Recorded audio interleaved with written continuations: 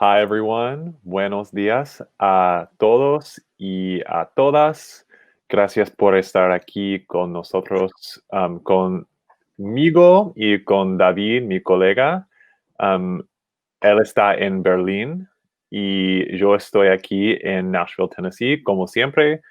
Um, I'm David. I'm actually David. David is David, but I confuse them sometimes. I call myself David when I'm speaking Spanish, but I'm David. I'm here in Nashville, Tennessee. Welcome back, everyone. We are so excited to have you. This is, I think, the 14th or maybe the 15th weekly edition of our Facebook Live Ask Me Anything Spanish series. Um, I'm in Nashville, Tennessee, as I said, and my colleague, my wonderful, esteemed colleague David, is in Berlin. David, ¿cómo estás? Yo veo que estás en un nuevo lugar. ¿Dónde Mhm. estás? Hola a todas y a todos. Welcome to this session. Estoy muy feliz de estar aquí. I'm very happy to be here. As you said, como dijiste, I'm in the office in Berlin. Estoy en la oficina today. Broadcasting from Berlin. Hola desde Berlín. I'm happy to see you. Uh, Coming back. Many known faces, our old friends. Welcome also to everyone who is new here.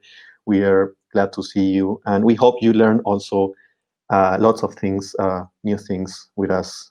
Estoy muy bien, muchas gracias. El tiempo es perfecto en Berlín.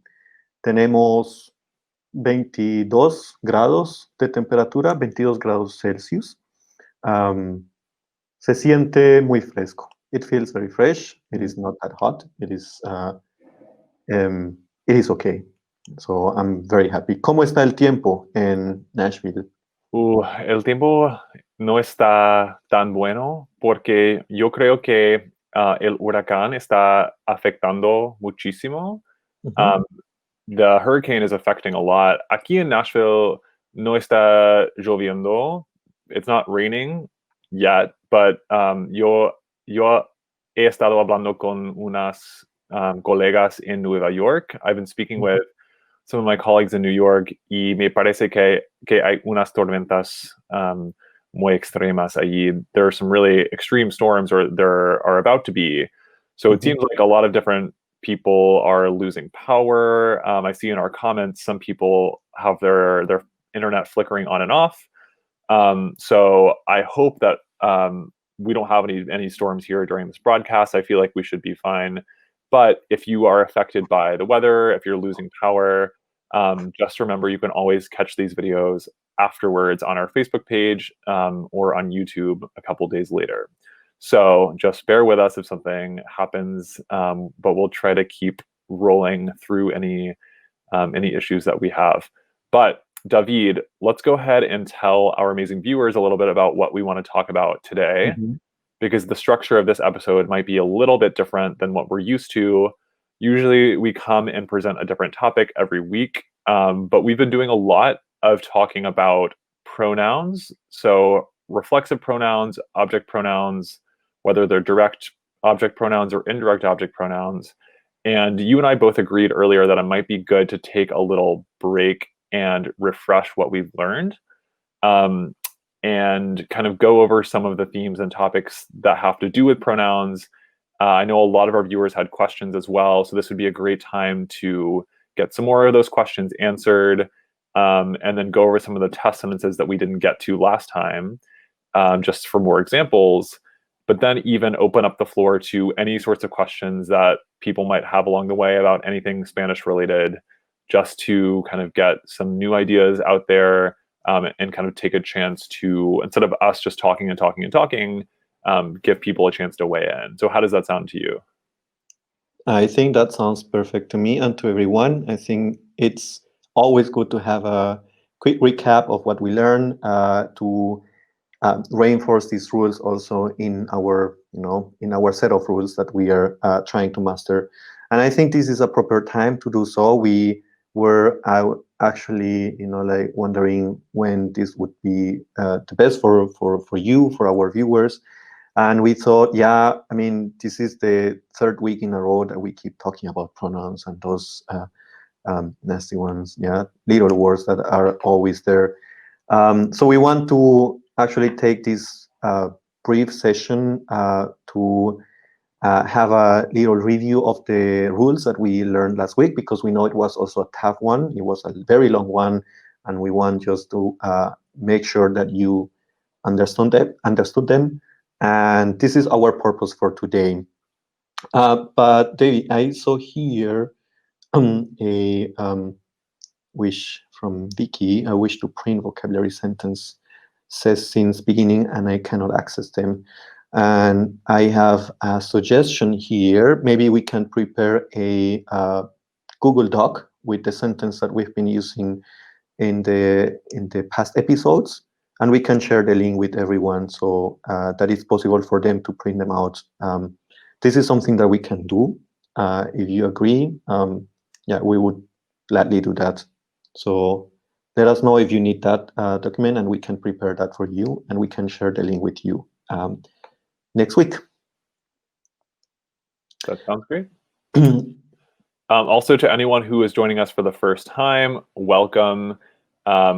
Usually how this works is like I said, we'll present a topic, something new about Spanish we haven't really talked about. But that just because you're joining us for the first time, or maybe the second or third time, doesn't mean that you are not welcome or should feel left out at all. We really, really want you to ask any questions you have. It might be a little complex just because we've laid the foundation for some of what we're going to talk about in review today. And you might have missed that, but that's totally okay. We can go over any points that you need to clarify or you need a stronger understanding of. So please feel free to contribute in the comments, and let's go ahead and get started, David, with some review of pronouns. I think that would be of object pronouns and reflexive pronouns. That would be very helpful. Yeah, and indirect object pronouns, and all of them in the sentence. So this is the topic that we've been busy with in the past weeks, and we wanted just to give you a quick recap. And maybe we can remember that we learned 6 different cases last week where we see all these pronouns being used in a sentence, and sometimes they are placed before the verbs or the verb. Sometimes they are placed right after the verbs, and they get attached actually to these forms. So we wanted just to give a quick overview of all these rules, and maybe we can start with this first rule that we saw, which is let me add this here on the screen. So when we have a single conjugated verb, pronouns are placed before the verb. So and we can understand this, we can see this actually when having a look at this sentence. So these are also the sentences that we used last week to explain these rules. So they are, I think they are familiar to you. So let's start with this. ¿Tienes mis cuadernos? Do you have my notebooks? ¿Me los pasas, por favor? Would you pass me them, please? And there we see that both the indirect object pronoun me, I'm the recipient, and the direct object pronoun los, which refers to cuadernos, los cuadernos, they are both placed before the verb, which is pasas. In this case, we have pasas in the present tense forms because Spanish is more flexible in that way, so it wouldn't sound rude at all, actually, to use the present tense. Do you pass me them? That would be the literal translation. In English, we would rather use would. So don't worry about the difference in regarding the tenses, because Spanish tends to be more, like simpler, like easier in that way. Mm-hmm. So me los pasas, por favor. This was the first case. And as a quick reminder, this is the usual situation. So we have a sentence where we, like a statement, we want to create a statement in Spanish. So we are more exposed actually to these situations where we have like a verb, a conjugated verb, and we place these, we put these object pronouns in the before the verb. So David, we have a second case. I'll post I was about to display on the screen this this case, which says the main verb is a participle, and in that case, you would use the pronouns also before the verb.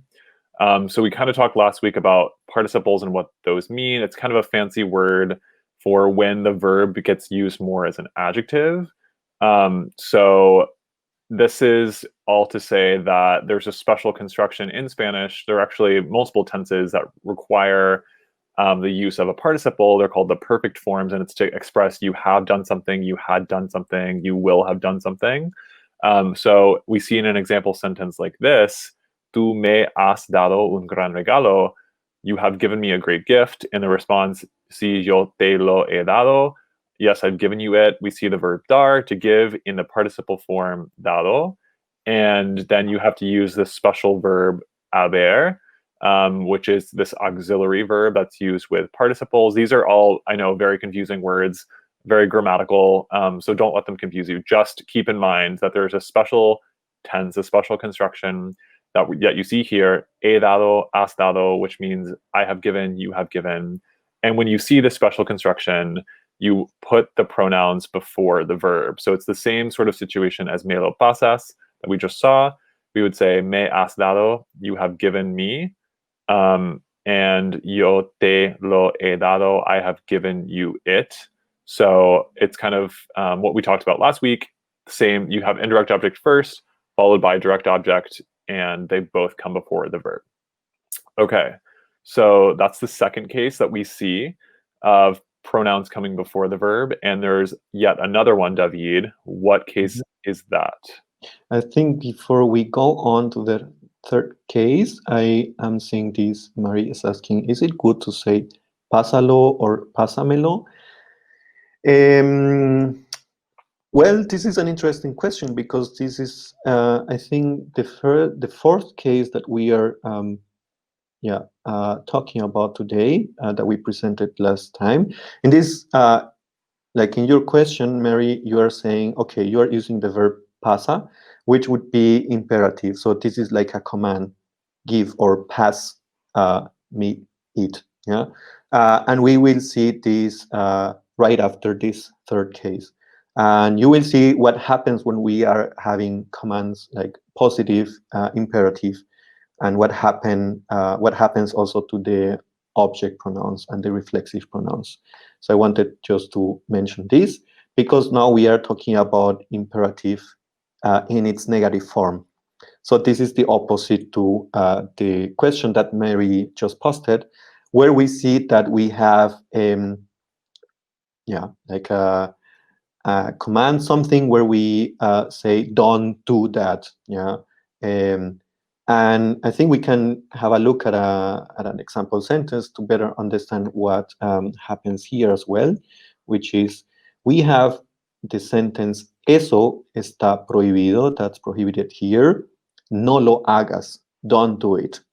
So we see that the direct object pronoun lo is here right before the verb hagas. It's placed there.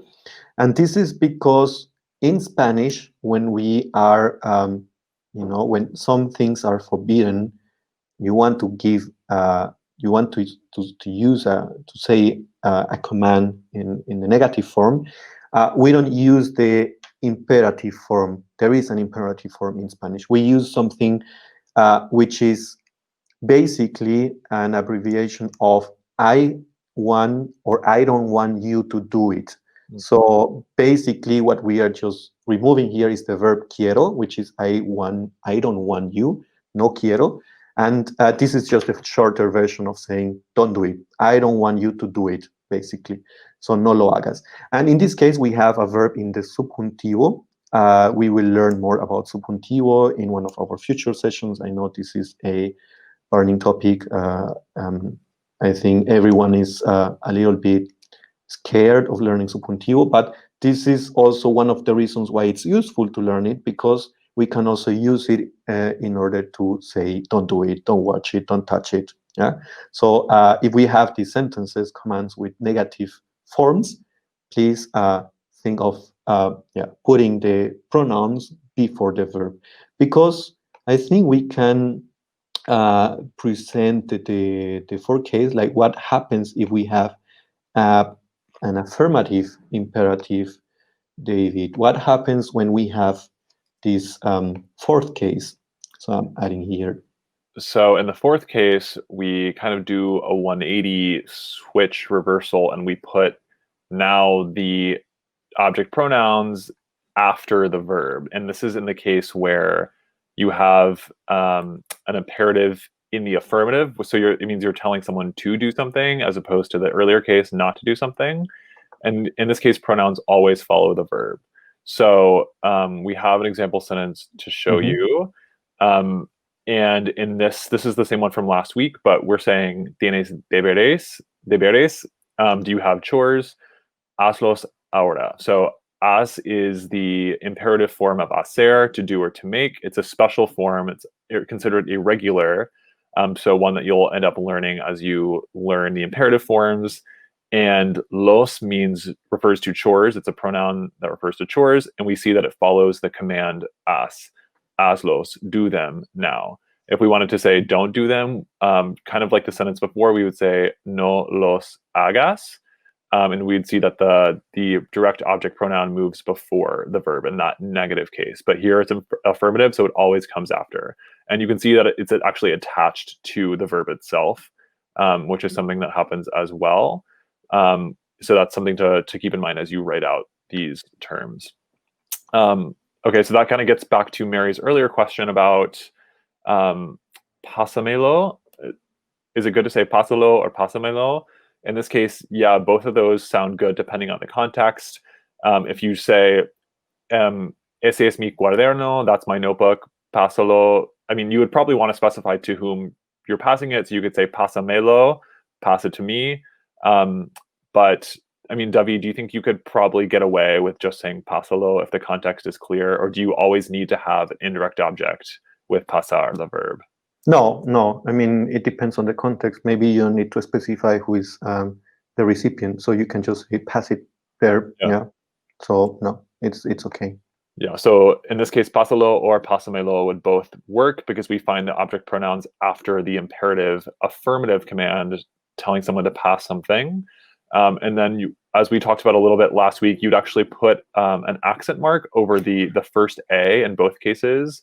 I'll write it out here quickly, pasalo or pasamelo. And this is something that David and I want to talk about in another episode about emphasis on syllables and stress.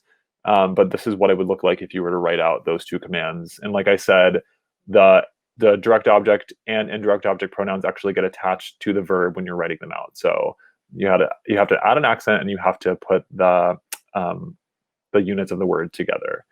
So that's a little bit in the weeds, a little bit technical, but we can come back to that if people have more questions. For now, David, how about we move to the fifth case that we talked about last week? Yes. Which would be the gerund form. So I'll go ahead and post that here. You got it. So it's the gerund or progressive form. This was the topic of a whole episode before. And it's these verbs that we see with the ending ando or yendo, which is kind of the same as the ing form in English: doing, making, reading, running. So in this case, when you have a verb that has the progressive form, and you're using it with another verb like estar or seguir, like to keep doing something, to be doing something, you actually have the option to move the pronouns as a unit. So like they'll move together as a couple, either before or after those that verb phrase. And this is something that we said last week. We said, as an example, ella se está maquillando, or equally as acceptable is ella está maquillándose. So the verb maquillarse means to put makeup on oneself. And in this case, we have the progressive form maquillando. So we get to choose, do we want to say se está maquillando or está maquillándose? And you'll also notice that in the second case, we put an accent mark over ando to add emphasis there. And we also attach the reflexive pronoun se, herself, to the gerund form maquillando. So both are great choices. You can't go wrong with either one. Just keep in mind you get to choose in this case where you put the pronouns. Okay, David, anything else to add, or shall we move on to the sixth case? I think we can move on to the sixth case, which is a little bit similar to what you just presented, David. So here we have verb forms that are ending in ando or yendo. So this is gerund in Spanish, gerundio. And the same happens when we have verbs in infinitive. So they are easy to recognize because they are these verbs ending in ar, ir in Spanish. So let's have a look at an example sentence just to understand that in this case we can also put the object pronouns and the reflexive pronouns either before or after the verb. So let me add this here because I think it's easier to understand what I'm saying here through an example sentence, which is, tenemos los ingredientes para la sopa. Do we have the ingredients for the soup? And the answer can be no. Los podemos comprar, ya, or los podemos comprar ahora. I think this, there was a question last week about the meaning of ya in this case, which can be now, yeah. And as a second option, we can also say no. Podemos comprarlos ya. So here we are attaching the direct object pronoun to the verb that ends in R because this is the main verb. So basically what we are doing is just grouping them up again. And this is possible only when we have a verb, like two verbs in this case. It can be even more, but the main verb is in its basic form, like the infinitive form. So here we can say, for now, we can buy them. Two options, los podemos comprar or podemos comprarlos. So we have a flexible way to add these object pronouns. If I want to add a recipient here, an indirect object, whom we are buying something, we can just also do the same. Podemos comprárselos if we are talking about ingredients that we are buying for our parents, for example, or for our friends. Comprárselos or se los podemos comprar in separated words in the first case. So, and I think we are done with all the 6 cases. And I was thinking, David, that maybe we can just group them in an easier way so that it's clear for everyone when we are needing these object pronouns and reflexive pronouns in the different positions. So this is, we are so sorry for this common function. It's a bit, I don't know, messy to read it. We cannot add formatting, but the idea is that here we have the first 3 examples where we have single conjugated verbs, pronouns before the verb, and main verb is a participle, so the pronouns are also before the verb, coming before the verb. And we have also imperative negative. When we say don't do that, no lo hagas, there we have also pronouns before the verb. And we have only one case where it is mandatory to actually place these, put these object pronouns after the verb. And I think it's important to mention this because actually, if you know that in the first 3 cases, you can put them before the verb, and in the last 2 cases, you can put them before or after the verb, you are basically safe to go with only this exception where you have to put them after the verb. And then if you have any doubts, just go for the easiest option, which would be put them before the verb, because it always works, but not for this case where we have imperative, affirmative, like do your homework, hazla, haz la tarea. I don't know, buy the ingredients, cómpralos, buy them. So in this case, there is no option. These pronouns will always be attached to the imperative form when it's affirmative. So, and I think we can just display the last 2 examples where we have the option to put them before or after the verb. So I think we can do this. Let me fix here my notes. So I'm posting here the two cases where we have group verbs. So we have two or more verbs, and one of them is the main verb, like as in puedes comprar. So the whole sentence has its core in the verb comprar, and the object pronouns and reflexive pronouns can be placed before both verbs on all these verbs or after the last verb. And the same goes for the sixth case where we have, like not only forms ending in ando yendo, but also forms ending in ar, er, ir, which are the infinitive forms. So in these last cases, we have the possibility to add them either before or after the verbs. And I think, yeah, uh, that's it. If you have any questions, we are happy to answer them. Maybe, David, you have seen something um, we can mention here. I think Belinda is asking an interesting question. Yeah, puede, let me answer this comprárselos. So this would be like the way, I think it's written comprárselos. Yeah, the first one, but with an accent. So let's have a look at this sentence. Yeah, you can buy them, yeah, to them, for them. So comprárselos. When we are adding the object pronouns attached to the verb, they are a single word, all of them. So in the case of comprarlos, if there is no recipient, the question why we don't need an accent mark is something that we will address in, I think we were hoping to have like some minutes next week to talk about it. It's really, really easy. Don't worry about that because there are simple rules that we can remember. So yeah, we will explain the reasons why we add accent marks in such words next week. So stay tuned. Well done, Belinda. It's comprárselos. Yeah, the first option.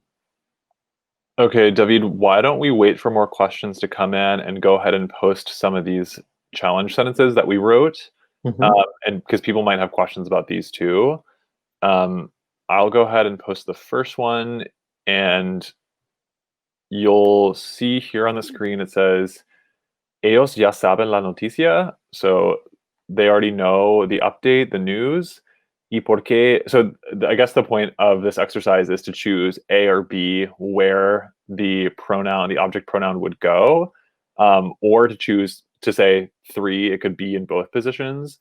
And if you want to try to figure out where or what the object pronoun would actually be, we won't tell you, but we kind of gave you a choice of the position of it, and then you could choose one to put in this blank space as well.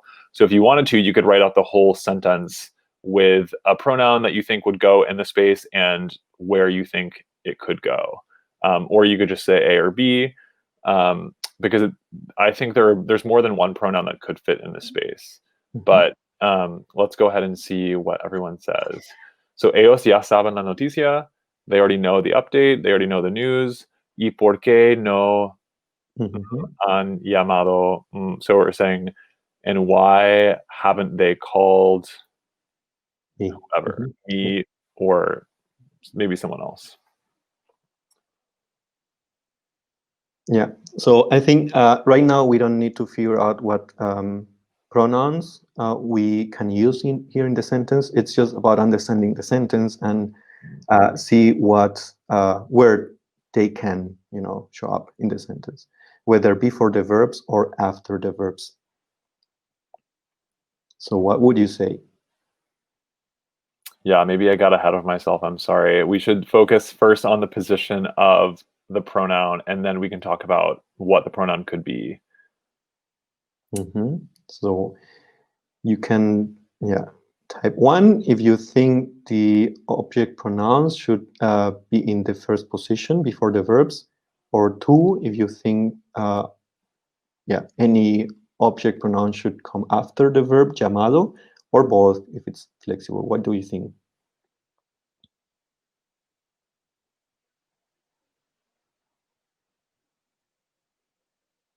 We got So a lot of mixed answers on this yeah. one. This one's very tricky. Mhm. Okay, are you ready to do the big reveal? Yeah, I'm ready. And I think just remember that we gave you a hint right before this question, which is if you have, if you ever have this question, this doubt of not knowing where these pronouns are, try to place them always before the verb if you are not sure. Yeah, let me tell you why. Because in this case, we are having this sentence, for example. So let me post this, the correct answer. Ellos ya saben la noticia y por qué no me han llamado. Yeah? Why haven't they caught me yet? So in this case, we see this me being placed before the verbs because, as you can remember, David, you were explaining what happens to these verbs ending in ado, ido in Spanish. So they are treated as adjectives many times.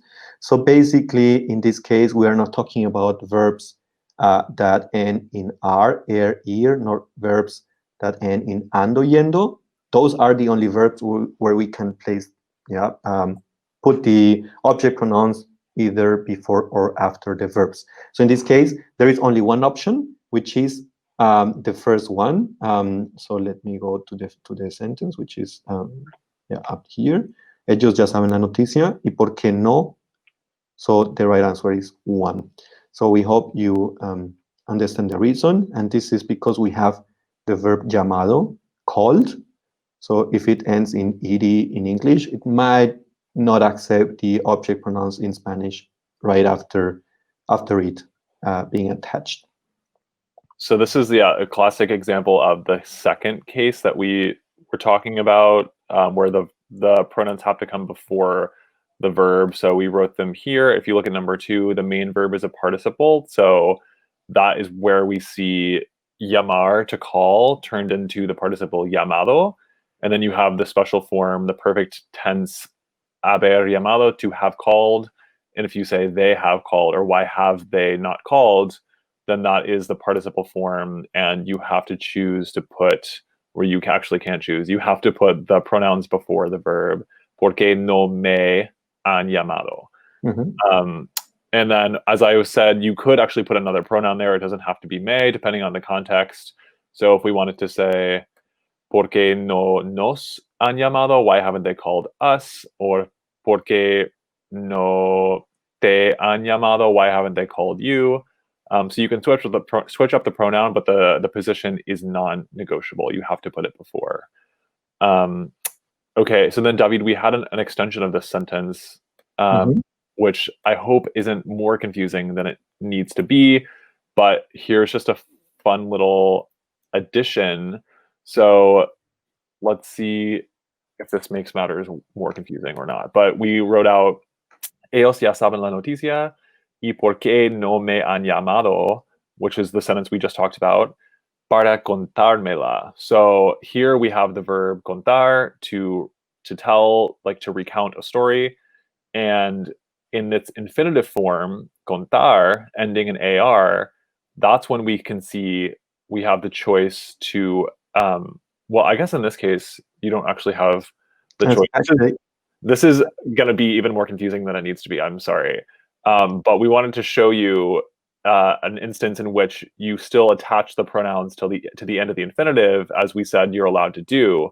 And this would be a grammatical way to use mhm.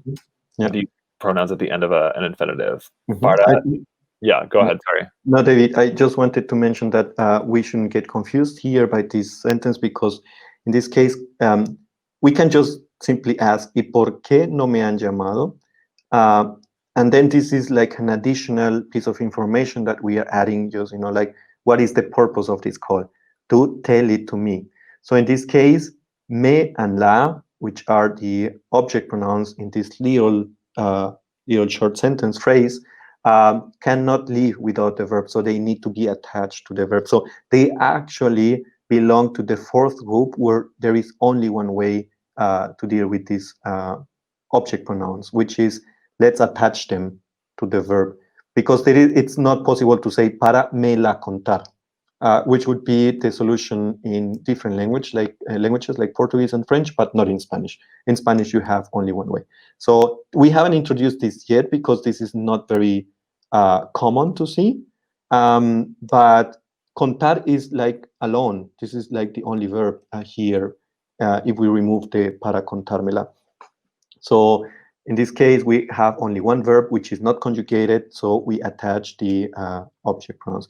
But this is just an attempt for us to show you different ways to play around with the pronouns.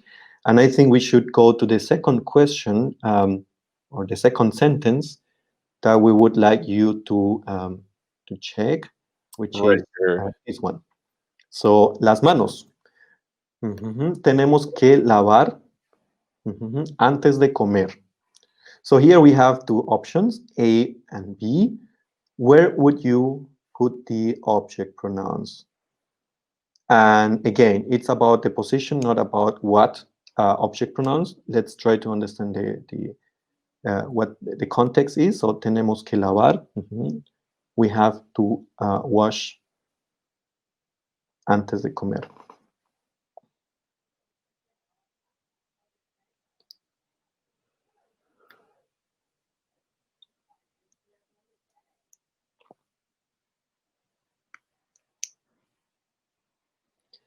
And I see that this seems to be easier than the first sentence, David, because you are right. Both options are correct. So since we have the verb lavar, we have to wash something.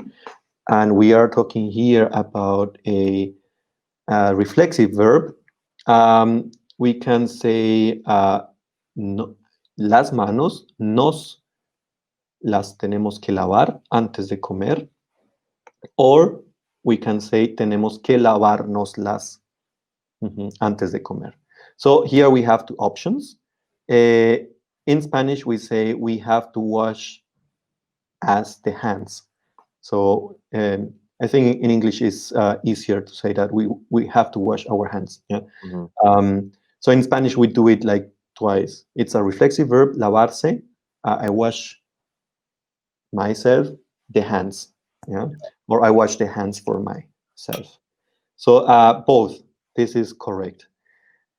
And I'm very happy to see that you are getting familiar with this, and maybe you are ready for the homework, which is this one. So we can briefly talk about it in the next session, which is allí están los tomates. Tomatoes are over there. And here we have a command because we see the exclamation marks. So yeah, try to solve this. You can also even try to find the right object pronoun. This is the homework for today, and I think we are done. So that wraps up the review and the test sentences, but it looks like we have some questions that we could answer about this topic and just some other random topics that have been talked about. But yeah, this is for the next couple minutes. Let's just take any questions as they come. I wanted to highlight a really good response from Phyllis to, so Vicky had asked this question: would it be easier to say which pronouns go after the verb for the feeble minds? And I would say give yourself more credit, Vicky. This is a very difficult topic. You are not feeble-minded. It's very confusing. Phyllis had a great response, and she said, it's not that some pronouns always go before or after the verb. Some sentence types require before or after, or can allow either before or after. It depends on the use case. So she's very right. The pronouns themselves don't tell you whether they're going to go before or after the verb. The verb is going to tell you more about that itself. And so that's why we see the 6 cases that we listed above. There are 3 cases where the verb is 3 different types of, or it's in 3 different forms. And in those forms, the pronouns come before the verb, for example, as we talked about, and then some verb forms let you put them before or after. But it's very dependent on the verb itself and not on which pronoun you're using. Yeah, that's correct. Maybe I can add something, which is we can make it easier, definitely, because we can recognize a group of verbs where we always put the object pronouns after the verbs. As we saw it, this is the only one. This is the only one where you cannot put them before the verb. You cannot say for do it, you cannot say lo haz. You have to say hazlo. In all other situations, we have either the flexibility to put them before the verb or after the verb, which are like the last 2 cases where we have like a verb group with a verb ending in ando, yendo, or a verb ending in rre. So this is flexible. And we have the other 3 cases where you have to put them before. So it's actually easier to just say, okay, let's place them before the verb if we know that this is not an imperative affirmative in its affirmative form. So if we are not saying do it, learn it, cook it, buy it for us, we are safe to go when we place the pronouns before the verb or before the verbs. That was a good explanation. I found a question from Rebecca. She said, if we're talking about lavarse las manos, to wash the hands, to wash oneself the hands is kind of how I like to think about it. And Rebecca says, if it was a command, wash your hands after. So yeah, in this case, kind of like what we've been talking about, the imperative affirmative telling someone, yes, do this thing, the pronouns have to come after, as David was just saying. So we take a verb like lavarse, which means to wash the self, and that's how you express doing something to your body. So washing the hands, like in English we would say wash your hands, but in Spanish it's going to be something more like wash yourself the hands. So it's no different from another imperative situation, imperative form. So you would say, as David has written here, lávate, which is the imperative form of lavarse. For the singular informal second person, you. So you wash yourself, lávate the hands, las manos. Or if it's clear you're already talking about las manos, the hands, you could say lávatelas, like wash yourself them, which is a weird way, like as an English speaker, to think about saying that, but that is kind of what it would translate back to in Spanish. But the point remains the same. It is an imperative command in the affirmative. So whatever the pronoun, in this case, a reflexive pronoun in the verb lavarse, still follows the verb in the affirmative imperative, lávate. Hope that makes sense. Yeah. And here we see a sentence where, wash your hands can be translated with las manos. Lávatelas, por favor. Yeah, wash your hands, please. And as David was saying, we can say both lávate las manos or lávatelas. Why lava? Lava. So we will learn more about imperative forms also in the future. Megan is a bit scared. Don't worry. Imperative forms are really easy to be in Spanish, at least if you are using them to give someone a command in the informal way. It's really, really simple. But the homework sentence, because I think, Jerry's asking about reposting the homework sentence. Let me find it. I think it's here. Yeah, this one. This is the homework sentence. We will talk about it in the next session. Allí están los tomates. The verb in the second part, corta, that is cortar. To chop something, to cut something. Lee says, I apparently need to practice this a lot more. So do I. I've been speaking Spanish for 8 years. I don't even know at this point, and I still confuse this. David, as a native Spanish speaker, it might be a little bit easier for you. But I think anyone learning Spanish would struggle with this. It's one of the most difficult topics. So I'm very, very impressed with how people have followed along so far. And don't be discouraged if it doesn't make a lot of sense, because it just requires practice, as all language learning does. Okay, let's see what else we can talk about. We don't want to take up too much of your time. We always say that we want to keep these shorter just to be respectful of people's time, and then we end up diving into so many different topics. But we like spending time with you. So let's see what else we can talk about. Marilyn is asking, lavad las manos también en España? Yes, that would be like wash the hands, but it's not clear whose hands. So if we want to use the reflexive pronoun, I think they say lavaos las manos, or lavaros las manos. They have like different forms, lavaos las manos, which basically means you, children, please, kids, wash your hands, lavaos las manos. So when we are addressing a group of people in the informal way in Spain. In Latin America, it would be lávense las manos. Lávense las manos. Or lávenselas. I can post these. And I think, so this would be the equivalent in Latin America. It can be both lavaos las manos or lávense las manos. And and I think, maybe before we close this, Belinda is adding this long comment, which is really interesting, because this is also a way to remember how to use these pronouns, and she's right.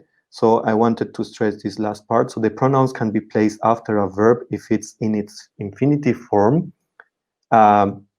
Is it right? We have two options, as we saw. So if we have two verbs or more, and one of them is conjugated and the other one is not, which tends to be the main verb, so the verb that is actually the core of the sentence, it can be both an infinitive, like comprar, comer, vivir, or it can be a gerund form, like the verbs that end in ando, yendo, like la manzana la estoy comiendo, or la manzana estoy comiéndola. So in both cases, we can place them both or after the verbs.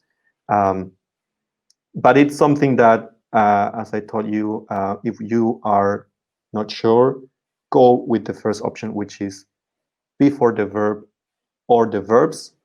And if you have an affirmative imperative, place them after the verb, which is the only option, together with the para contármela, the one that we saw in one of the example sentences, where we see that the verb is alone. So we see an infinitive, but it doesn't belong to the last group, where we have two verbs, just because it is alone, para contármela, in order to tell it to me. So in that sentence, there is only one way, one possible position for the object pronouns. And I think this is getting too long.